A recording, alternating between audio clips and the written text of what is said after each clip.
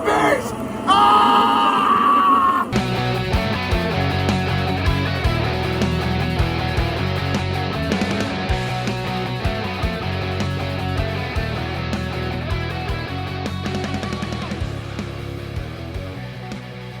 Hello and welcome to another episode of Not the Bees, the Nicolas Cage filmography podcast. I'm Elizabeth. And I'm Megs. And this week we watched 2019's Kill Chain, starring Nick Cage and Enrico Colantoni and Ryan Quanten. This movie has no rating on Rotten Tomatoes, which did make us think that it was not going to be good. So let's just dive on in. Yeah. We open on an older sniper setting up a kill shot from a hotel window. Only there's another sniper across the building. The old sniper calls his handler, who assured him that no one else is over there. The old man hires a hooker in front of the hotel and has her do recon for him in his room, and then pays her to go to the building across the street and service his quote-unquote buddy, Sanchez. Whatever he wants, the old sniper will pay for it. The old man calls his handler again, and the handler admits that the old man is the target. Sanchez is there to kill him. No one gets to retire. So the old man calls Sanchez, tries to work out a deal since he sent the hooker, but Sanchez kills the hooker, and he and the old man open fire on each other. The old sniper calls his daughter to tell her that he loves her, and then he grabs the bed's mattress and tries to use it as a shield to reach the door while Sanchez just keeps shooting. Eventually, the old man goes down. Sanchez shoots a couple more times before he's satisfied, and then he leaves. Sanchez calls his handler for payment, and the voice on the line tells him it's in the stripped-down car across the street. Except as Sanchez grabs his payment, $250,000 worth of diamonds, a Mexican cop and an American Fed come up with guns and arrest him. In the back of the police car, Sanchez successfully drives a wedge between the Mexican cop and Lance, the American Fed, causing Lance to kill Sanchez, and then he and the cop pull over and have a shootout. The cop dies and Lance takes the diamonds. At his hideout, his girlfriend Renata is there. The two are on the run, her from a very bad woman, who also happens to be her ex, and is highly displeased that Lance fucked her woman, and Lance just wants out of his current life. While the girl is tending to Lance's wounds, the very bad woman shows up. Lance tells the girl to take the bag and go. He'll take care of these guys. She gets away, but Lance gets caught, and he does not make it. Outside, the girl holds up a delivery van driver and has him take her to a hotel. When they arrive, she lays the driver a tidy sum and says that if he thinks he can get more by driving back and telling them where she is, to just know that they will listen and then they will kill him regardless of what story he tells them because he helped her. Then he drives off and she goes into the hotel to wait for someone called Arana. He's going to get her new documents. That's what the diamonds are for. The man running the hotel is American. He's the only person working, and when he says he's supposed to ask for ID and a credit card, she pays him more money and then gives her a key. Once she's dropped off her stuff, she goes to the bar and her and the proprietor share a drink. She then takes the bottle upstairs. When the man returns to his office, and the man is Nicolas Cage, Renata is waiting with her bottle of tequila. They fuck. When they're done, a new problem has arrived. The very bad woman is here with a bodyguard. The man tells Renata to take her stuff and go out the back way. He'll deal with this, and then he heads downstairs. The bad woman wants Renata. The man from the hotel takes her to Renata's room and then goes back to his office. He tells Renata she should leave, but she says she needs to get her stuff, so she's going to need to confront the bad woman. He tells her to go out the back and come in through the front, so it seems like she was just out, and then he goes downstairs to wait with the bodyguard. The man pours the guard a drink and sets it down as Renata walks in from the street and heads upstairs. We hear a horrible struggle and fight happen upstairs while the bodyguard says gross things and threatens the man. But as he goes to refill his glass, he starts to realize something is wrong, and then the hotel man admits that he's poisoned him as the bodyguard dies. The man goes upstairs to find the women fighting. He tries to intervene, but Renata pulls a knife and stabs the bad woman to death. But this shitty night isn't over because now there are two men in the lobby. The man tells Renata to get cleaned up and clean up the dead woman while he handles the guys downstairs. Down at the desk, it's clear that the men are here for the man, not Renata. They take the shotgun from behind the desk and take the man's personal gun off him. The man buys time by telling them a story about a job he did with his buddy Franco, who the hotel is named after. They were sent to take someone out and deliver the payment meant for their target to their own boss, but the payment was children, girls aged 9 to 11. The man and Franco couldn't do it. They killed the guy, and then set the girls free. Franco even adopted one of them as his own because she didn't have any family left. He bought this hotel and tried to be a dad, give her life. But the other girls weren't so lucky. Their boss had Sanchez round up the other girls that got away and had them burn them all alive. Sanchez had no issues with this. But teenagers are defiant, and she went with a boy she shouldn't have and ended up murdered. Franco ended up dead too after going after the people that hurt his daughter. So the man took over the hotel. He tells these new men about the bodyguard being dead on the table, that he's poisoned him. The two men say he's just stalling with his own story, and he says he's just waiting for the real audience for his story to take action, Renata.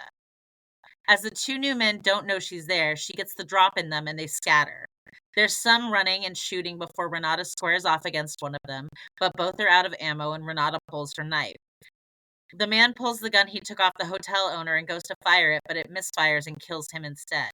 The other man is also dead, and the hotel owner tells Renata that she needs to get her stuff and go. He needs to deal with something before he leaves. In his office, as he's pulling her valuables from his safe, she asks him if he's Arana. He confirms he is, but he doesn't have new papers for her. With the bad woman being dead, she shouldn't have to worry about that anymore. He gives her the diamonds and leaves to go take care of whatever he needs to do. Arana goes to one of the hotel's rooms and opens the door, which is a little difficult with a dresser in front of it, placed there by the old sniper, who is still alive inside the room. He had a vest on, which took most of the shots, but he was also hit a few times and is not looking good. The old sniper tells Arana that he didn't kill those girls, but Arana tells him that he didn't stop it either. The old sniper was there when Sanchez set those little girls on fire. The old man says the people Arana hired to take him out will go after his daughter next when they find out Sanchez is dead, and he gives Arana his phone. He begs him to call his daughter and help her, and then he slides over his gun so Arana can kill him. Arana takes the gun and phone, considers for a moment before pulling the trigger, and then he leaves. As he's walking down the street away from the hotel, he pulls out the sniper's phone from his pocket and calls the daughter. The end. Megan, what did you think of this movie? I actually like it. I don't think it's a good movie. I like the setup. I like the very roundabout, circular direction, how everything is connected. I like it when movies use that kind of device. So I enjoyed it. I'm so glad because I really enjoyed it too. Oh, okay, good. Okay, I was nervous. I was nervous you were going to hate it. I thought we were in for a shit show because it was a direct-to-video, has no rating on the Rotten Tomatoes. I thought we were just in for the worst Nick Cage movie we'd seen in a while. But I really like the storytelling device. I like that everyone is like without a name for most of the time. Yeah. I like the level of violence that they're playing up. I love Enrico Colantoni. I can watch anything that man is in. Oh, yes. Yes. And Ryan Quanten playing Lance, I thought was really good. I really enjoyed this movie quite a bit. I agree. I think that it told several stories in very quick succession, but it told them well enough to understand the connection from each point to the next. So, yeah, I really enjoyed the movie. I think the action sequences were good. It was very well directed, in my opinion. A lot of times when movies like this are made, when they don't really have like a huge budget or a huge, big cast or whatever, special effects like gore and stuff like that, choreography can be light or too heavy or, just discombobulated. I think this movie did all of those things well. I think the blood level was good. I think the violence was not over the top. But I also have a take on this movie that made it really fun for me to watch. So because go ahead. Really quick before you get to your theory here. Yeah. I thought the direction was really good. And it's really difficult, like you were saying, when you're telling interlocking stories like that, to make sure that there's a cohesiveness to the overall film. So that each segment lends itself to the next segment, lends itself to the following segment, and that they have a uniformity to them. And I thought it was really well directed. Yeah, no, I absolutely agree with that. And I was really nervous going into recording this one because, again, we don't have opposing viewpoints very often at all. But I was just sitting there watching, like, I don't think Elizabeth is gonna I don't think she's gonna dig this movie, and I'm digging it kind of hard right now. Yeah. So I'm really glad that we enjoyed it, and I'm really glad that we got to see the people that we got to see in it. There's also a lot of talent there that, again, is not very well known. I think a lot of the people, when I looked them up, were like stunt performers or like voice actors or something. Done well. It was done very well. My take is, my headcanon on this is that Aranya, Nicolas Cage's character, because that's not a name. That's not a name. That's a title he gave to himself. I am fairly certain that it is actually the guy from Looking Glass. That it's the same character. No. Glasses and everything, man. Glasses and No. everything. What, he's just taking over desolate motels? I guess so, yeah. It just, I don't know. It was a funny thing that tickled my brain while I was watching it. Nice. I was like, how weird would that be? I don't know. But he also likes to do like little Easter eggs to connect different movies and stuff like that too. So I don't know. So it was just a fun thing. I did read that he filmed 3 movies in 2019 that were all filmed in South America. So that's your tie-in. Is that this is somewhere in South America. Oh yeah. I thought the acting was really well, especially from the performers whose names we don't know. There was no real like, hey, it's that guy. It's either a name you know or it's not. I thought the story was tight. The script was tight. It had a really good flow to it. Everything interlocked really well. Overall, I really like this movie. What would you rate this movie, Megan? I would give it, I don't have any problems with it. So yeah, I think I would give it an A. I think I would give it an A too. Yeah. What would we give the caginess of it? I also think that it's an A because it, like, I love it when he has performances where he is the mysterious person. Right. Where we don't know anything, because he can just do whatever he wants with it. And we got this very sort of like normal human being, very passive, very nonchalant. And the flip side of that is like he is an actual badass and he's very comfortable with his skill set. He doesn't need to prove it to anybody. He's there doing whatever he's doing. And the entire reason that he was there at this hotel that he's only had for about a year was to set up this entire thing. Yeah.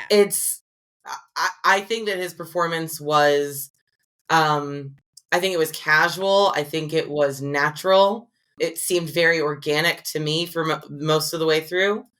So yeah, for me, it would be an A.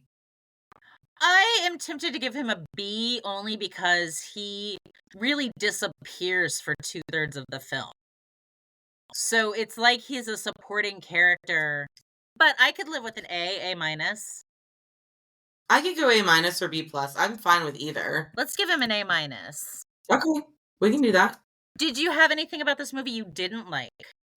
I don't like that they used that the hooker died. That they used her as a device to basically murder her. Like that was the whole point of her. It felt a little bit exploitative, but it was very brief. It was only about 2 minutes. And it was the only point in the movie that had anything remotely close to that. I did not like that it was not very clear until about 20 or 30 minutes where they were exactly. Like it's clear that they're definitely not in America. It's clear that they're probably American adjacent, so they're very likely in South America. But we don't know that they're in Mexico. We don't know where they are until the segment where Ryan Quanten and the Mexican police officer come in, which is about 20 or 30 minutes into the film. I mean, it takes place at night, so it's obviously a natural thing, but it was very dark through the whole thing. But otherwise, no, like the issues that I have with it are minuscule and like personal preference issues. Yeah, was there anything that you didn't like about this movie? I agree with you on the hooker getting killed, but overall, no, I was pleasantly delighted by this movie. I really was too, especially considering that it has no Rotten Tomatoes score. So I'm assuming that it's a Prime original.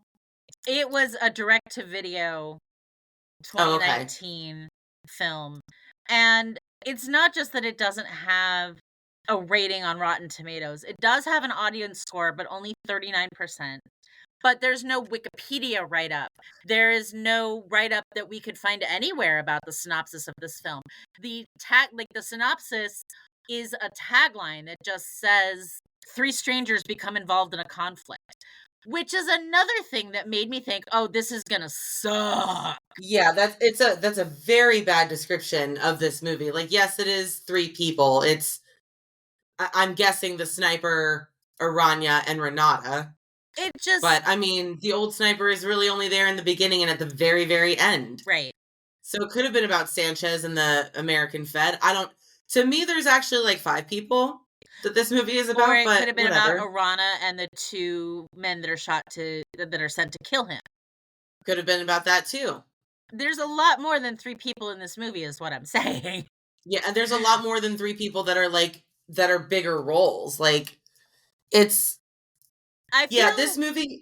I feel Go like ahead. this is an undiscovered Nicolas Cage gem. I feel like it kind of is too.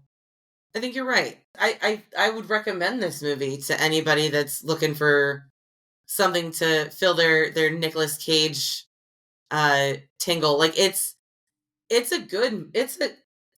I'm still surprised by how good this movie was. Yeah, me too. Yeah. I don't have anything else though other than, fucking watch it. Go watch it, please.